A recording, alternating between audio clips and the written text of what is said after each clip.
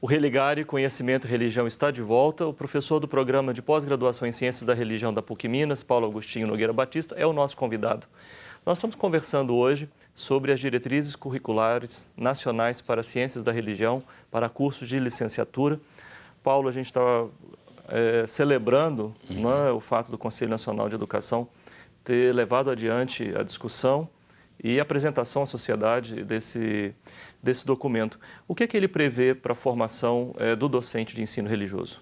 Ele coloca uma questão muito importante, que esse docente tem que ter uma sólida formação teórico-metodológica, tanto em ciência da religião quanto em educação, porque ele é um professor de licenciatura, ele é um formador de professores. Não basta ter uma boa formação em ciência e religião, se ele também não tem uma formação também em educação.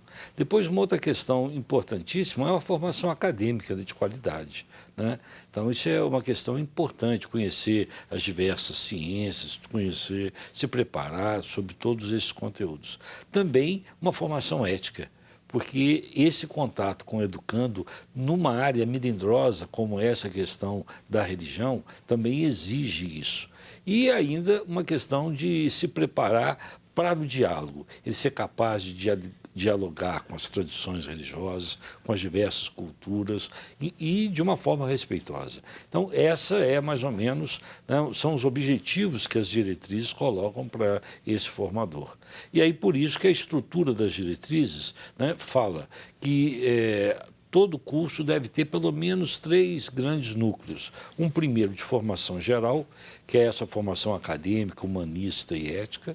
Depois uma formação específica, tanto em ciências da religião, e aí vamos pegar lá a parte teórico-metodológica, né, o estudo das ciências da religião, quanto também dos conteúdos específicos das religiões, das tradições, movimentos, espiritualidades que existem. E depois uma formação específica em ensino religioso, que aí vai discutir a questão de currículo, você vai estudar a questão, fazer um estágio, as práticas de ensino, né, a educação para a diversidade, que é uma formação importante e específica. E o terceiro núcleo são estudos integradores. O aluno deve também ter uma formação mais ampla, mais flexível. Isso pode ser elaborado através de contato com seminários, participação em congressos, outros eventos que agregam, enriquecem o currículo dele. Sim. No Brasil, já existem cursos, né, de licenciatura em Ciência da Religião voltado para a formação desse docente. Em Minas, há 2. Isso, mas reconhecidos pelo MEC, só 2. Que é o da Universidade Federal da Paraíba, que foi o primeiro, e o da Universidade Federal de Juiz de Fora. Apesar de Juiz de Fora ter sido pioneira, né? Lá em 1969, surgia o departamento, né, onde o professor Wolfgang Grün, esse salesiano que eu me referi no primeiro bloco, foi professor, e eu fui aluno dele. Fundadores, né? Então, nós temos 2. Agora, em Minas, você tem, né, Unimontes, mas é reconhecido só pelo Estado. Em Santa Catarina também tem muitos cursos reconhecidos pelo Estado. Recentemente, a Unicap, que é a Universidade Católica de Pernambuco, também teve um curso em EAD reconhecido, mas também no âmbito de Pernambuco. Sim. Outros no caminho, aí Sergipe, a Federal de Sergipe também, aí com reconhecimento estadual também, acho que nós poderíamos tem muitos, lembrar Amazonas, do Pará, né? Maranhão, existem muitos estados, né, o Pará, né, o Rio Grande do Norte, tem vários estados que existem e oferecem, né, o curso, mas ainda nesse âmbito. Então, acho que é um momento muito importante para isso. Inclusive, as diretrizes, elas preveem, né, que nos próximos 8 anos é possível que todos os licenciados da área de ciências humanas façam uma segunda licenciatura. A carga Essa horária... é uma grande novidade, não? Então, professor de História, de Letras, de Geografia, né, de Pedagogia, ele pode também se preparar com uma segunda licenciatura, praticamente quase 1/3 da carga horária. O curso, por exemplo, normal são 3.200 horas em 8 semestres.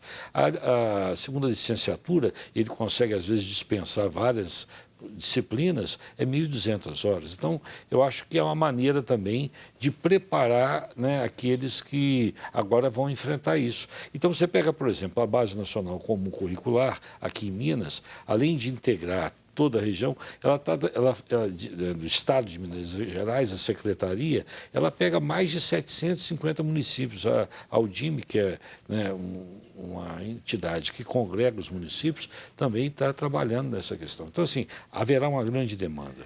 Sim, a oferta do ensino religioso é obrigatória, a matrícula é facultativa. Os órgãos públicos estão cumprindo com...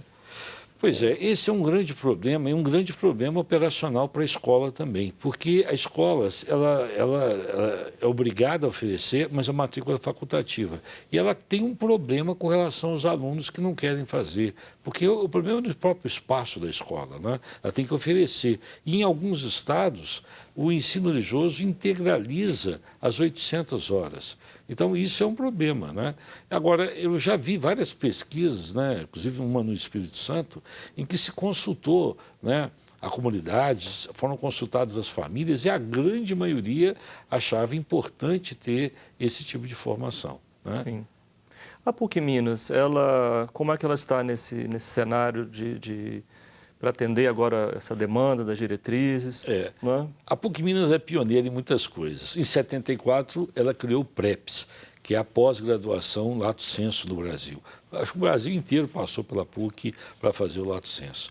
Em 89, ela criou, talvez, uma primeira especialização na área de religião, filosofia da religião. Ela criou em 89. Em 95, a primeira especialização em ensino religioso. Sim. E em 96, olha que coisa interessante, foi o primeiro curso reconhecido nacionalmente pelo MEC para formar o docente de ensino religioso. Se chamava Pedagogia com ênfase em ensino religioso.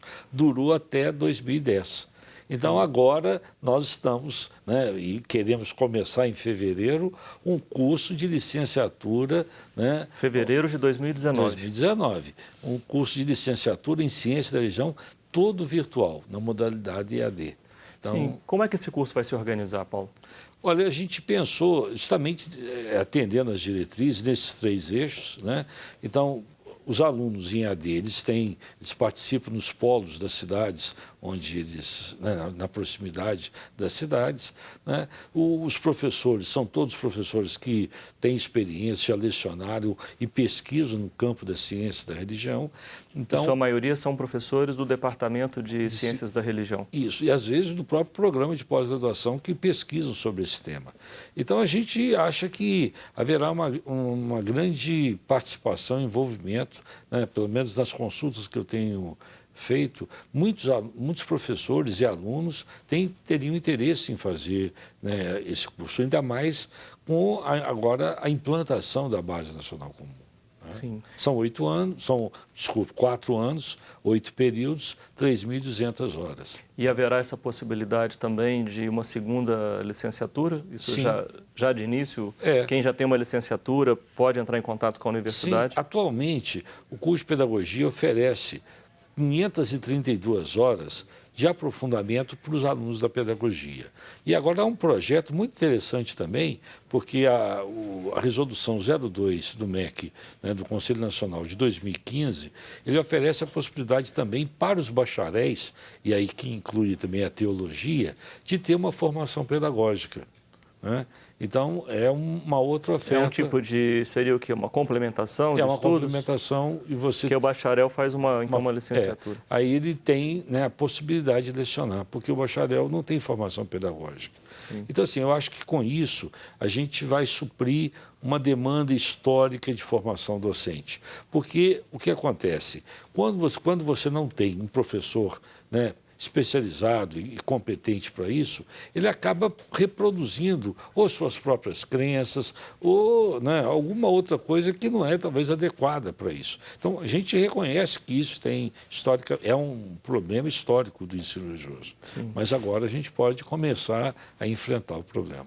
Professor Gilberto Garcia, que era conselheiro lá no Conselho Nacional de Educação, apresentou as diretrizes como um marco, não é, para a ciência da religião. Ele foi fundamental nesse processo e foi uma batalha mesmo dele, né, de conseguir oferecer isso. Já existem as diretrizes nacionais curriculares da teologia e agora da ciência da religião. Sim. Sim, parece que da teologia também ele exerceu bastante. Também, ele foi importante nesse momento. Mas eu dizia isso para perguntar para você, né, como é que você avalia, né, esse marco, né, para a ciência da religião no Brasil? Pois é, eu acho que é uma área que ela é relativamente recente, se a gente compara com a história da ciência da religião da Europa, né?